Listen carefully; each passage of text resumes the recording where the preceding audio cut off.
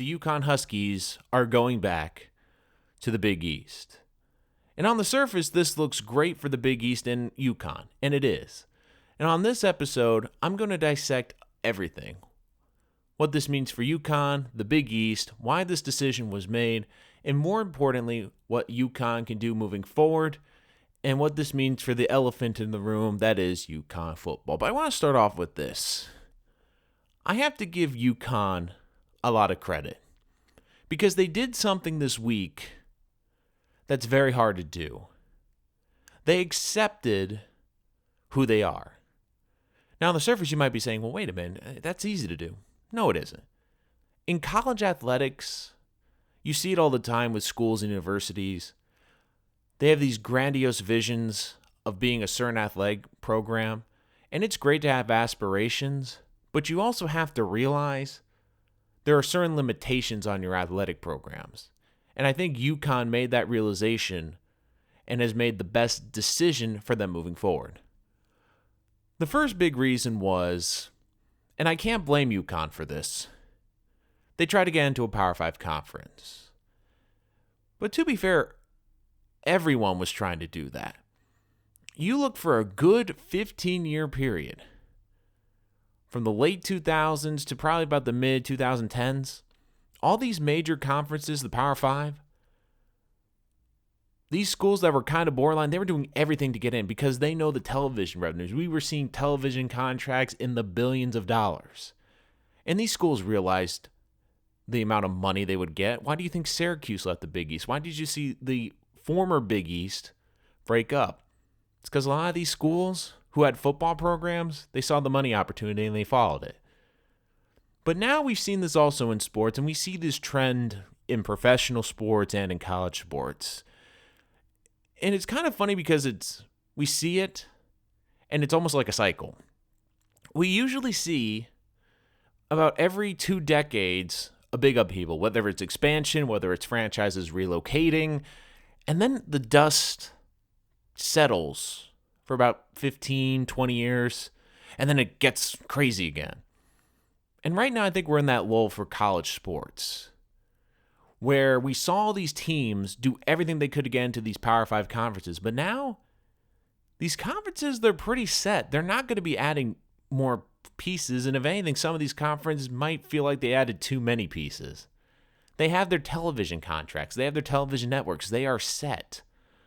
The Big Ten, the ACC, conferences that UConn want to get in, they're not taking anymore.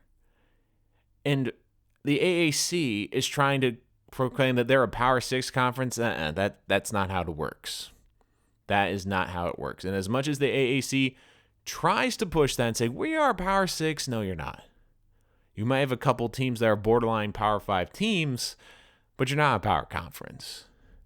I mean, we are seeing this in the NFL. It was quiet for 2 decades. Now all of a sudden we have a lot of relocations. The Raiders are moving. We've had the Chargers move. We've had the Rams move. We're seeing this in hockey with expansion. We could potentially see this in baseball with the Rays moving. Usually things settle for a while.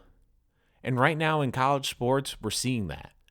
We're not seeing teams now jump into conferences. And if they are, it's minor, mid-major conference jumps. Nothing into the Power 5, though. So for UConn, they made the realization what built their athletic program. It's basketball. And the AAC was not helping their basketball program. The Big East is not the Big East of old. Let's be clear. This is not the original Big East that formed with UConn. I mean, let's not make a mistake. This isn't the glory conference it used to be. It's not. This isn't the Power 80s or early 90s Big East. It's not. But it's still a great conference. And really, it's the only conference that puts basketball first. There's a lot of great conferences, but football's first. And UConn has made the right decision to go back. Number one, this is going to help their attendance for both men and women. The attendance has been terrible. Number one, because the teams in the AAC in basketball, they don't have any connection to UConn. They don't have any rivalry. Now at least they get to play Villanova, who's a national contender. They're in a great conference that helps them for the tournament. They get to play Providence. They get to play some of the Big East schools that they have rivalries with. This will get fans in the seat. They've had a lot of hard time drawing people into games, especially for the men. Now that's going to help. The women were not helped in the AAC. They weren't helped because they were in a conference where they hadn't lost a game in 6 years. That doesn't help you grow your brand. Why are people going to go to those games? To watch the women win by 4 points. They want to see some compelling basketball. So for me, this was a great decision because UConn is getting back to its roots. And what made it great? It's a basketball school. And it's kind of funny because the Big East didn't need UConn. They were doing fine without UConn. Now, will UConn help elevate their brand and be good for the conference? Yes, especially for the women. It'll help that women's side, but it also will give them another premier men's team. But the thing is, it's kind of funny because when UConn left, the sentiment was, oh, UConn doesn't need the Big East anymore. But now it's the opposite. UConn needs the Big East. UConn needed the Big East more than the Big East needed UConn. And people can say what they want. Oh, this is great for the Big East. And it is. But the conference would have been fine without UConn. They would have. This is a great day for UConn because it helps their basketball program. It helps their other programs because it's going to help, especially with the traveling. Now, a lot of these smaller sports can travel by bus instead of plane for half their trips and road games. And it helps because now UConn, they've made the realization that not only are they a basketball school, but the next step, they have to invest in the basketball program. Now, what do I mean by that? They've already done it with the new head coach for the men's basketball program. And let's be honest, this UConn basketball program, it isn't what it used to be. It's still a nice basketball school, but UConn's not a perennial top 25 team right now. They're not. They're not. Could they build back up to it? Absolutely. But the school, it has to be investing in basketball first. And one of the big things, they have to invest in the arena. The state has to either upgrade the XL Center where they play their home games in Hartford or completely redo that arena because Gino Auriemma has been on the record, the women's coach, and said it is a horrible facility and we play in arguably some of the worst facilities in college sports. Whether it's Gamble, whether it's the XL Center, whether it's building a new arena in Hartford, they have to invest in that. They've invested the last decade and a half in football. It's time to invest in the basketball program. Now, arenas will help with the recruiting. Won't hurt, but you also have to develop a winning culture. And I do think they can do that. Because the college basketball landscape has changed dramatically, but I do think if you can build a good program and get a couple of good kids in here and build them for 3 or 4 years, you can be a good program. You can be in a good program, you can get in the tournament every year, and just getting in the tournament, that's a big thing. Anything can happen once you get in the tournament. We saw that with their last national championship team. Just get into the tournament. So I think they need to make a big investment in the arena. That's number one. I think now that they have a plan going forward, where over the last decade and a half, they've been trying to build up the football program. They've been trying to get into a Power 5. And I think they've lost sight a little bit of what their identity was. Now I think with this, they more importantly have their identity. Great businesses, they understand their identity and they work toward that identity. And for the last decade and a half, I think UConn has lost that. I think they've lost their identity. And now I think they have a more focused vision. They have a plan. I think they have to invest into their infrastructure in terms of their buildings, in terms of their arenas, to help make it a better game day atmosphere and be a better draw for recruits. So for UConn, I think this is once again a great move. It's a great move for basketball. It's a good move for the Big East. But now we get to the elephant in the room, UConn football. And it's hard because we don't know what's going to happen with them. They're probably not going to stay in the American because they're going to want to have schools with other sports. I think they're going to either go to the independent circuit, maybe get one of the smaller South conferences. But the school made the right move. Because number one, they're not going to get rid of the football program entirely. They've spent too much money, too many years, too much time to completely disband it, number one. Number two, I think they're going to try to keep it afloat and just make it competitive. And number three, I think they finally came to the realization that big-time football in the Northeast wasn't going to work. I mean, when you think of New England college football, I mean, you may think of BC, You think of maybe the Walter Camp Awards. You think of the Yale-Harvard rivalry. You don't think of UConn football. I think a great example that UConn may have learned from, maybe they haven't, but I think a great example of getting in over your head in football is Rutgers football. And Rutgers, let's be fair, they have better facilities, they have a better tradition, and they have a better recruiting base. I can't emphasize this enough with college football. Where you're located plays a huge role in your success. You have to be in a pipeline state. And for Rutgers, they're in New Jersey. They're in Pennsylvania area. They are in a good bed for young high school players. They have that at their disposal. Connecticut doesn't. And Rutgers is just getting buried in the Big Ten. And they have a lot more advantages in football than UConn did. They have a better national pedigree than UConn does. And for UConn football, they've seen that even if you do get success, if you find a good coach, he's probably going to leave you like Randy Edsall did the first time for a Power 5 school because they'll offer him more money. So for the UConn football program, I know this is a tough pill to swallow, and this affects them negatively compared to every other sport in the school. But I think they've realized it's just not working.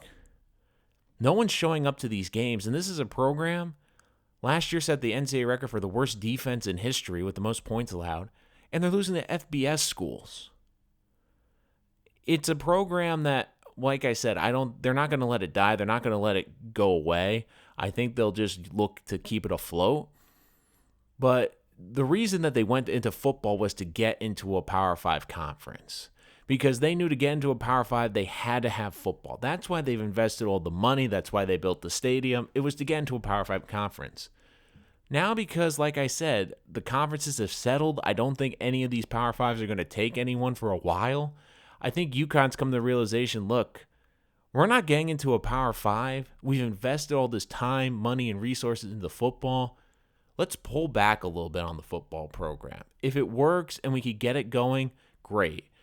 But if it doesn't work, we understand, look, we're a basketball school. We're in the Northeast. We're in a part of the country where college football recruits, there aren't many. There's maybe a handful, but usually those 3-star recruits, they're at prep schools in Connecticut, and they're trying to go down south. They're trying to get into a Power 5 conference. You're not getting great prospects for football. I mean, BC's had this problem. BC has a great football history. They have a great football history. They have great facilities, a great school. They're in a great college city. And they struggle in the ACC. They have a lot more advantages than UConn does. So for UConn, this was the right decision to focus on basketball.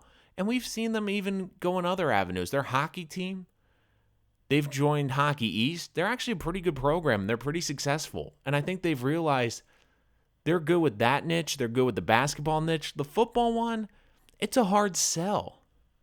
It is a very hard sell.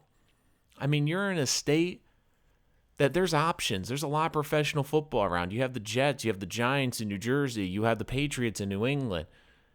New England's never been a big college football viewing place. It's huge in the South. It's huge in Pennsylvania with Penn State. It's not big for viewing here in the Northeast. If anything, high school football is somewhat popular, but even that has its limits. I mean, football in the Northeast, it's not everything. If you go to the middle of Pennsylvania, if you go down south, if you go to Texas, it's everything. They're fully committed. UConn, their commitment to the football program was make it as good as possible, but it was basically the selling point. Their best pitch was, we are going to improve your Power 5 conference with our basketball, and our football program won't be an embarrassment. That was basically their selling pitch. And now, the last couple of years, I think they've realized where the state of the football program is, how far that football program has fallen, and how long it will take to rebuild it. They're better off focusing on basketball. And I understand the money is greater in football, and there's higher reward in football. But unless you're in a Power 5 conference for football, there really isn't a lot of a reward to it. And I think there's more rewards, especially financially, for basketball. I think their television will be better for the Big East in terms of just the basketball, not for the football. But for UConn, it was a tough decision, but they made the right one. And sometimes the hardest decisions are the right ones, and I think UConn has come to the realization, look, we're a basketball school. Basketball built our athletic department. It's what we're known for. It's our forte. Let's stick with it. Football has never been UConn's priority. It became the priority when they were trying to get into a Power 5 conference, and now they've realized that's not going to happen anytime soon. So they're going back to basketball. They're going back to focus on their bread and butter. And joining the Big East, I think it's great for college sports. It's great for college basketball. I think that this will add natural rivalries. It'll be great for the fans here in Connecticut because it will give them games they will want to go to and go and watch as opposed to just USF on a random night. And does this hurt their football program? Yes. But the thing is, where the football program is now, they need a clean slate.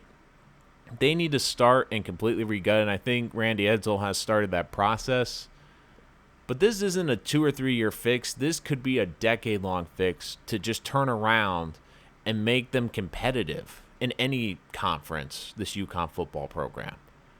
And it will be tough. And football cannot be the priority because you're not in a football state. You're not in a region that produces a lot of great athletes. And it's never going to be, no matter how much money you put into it, it's never going to be a football school. It never will be. And for UConn, it was a tough decision. I give them a lot of credit.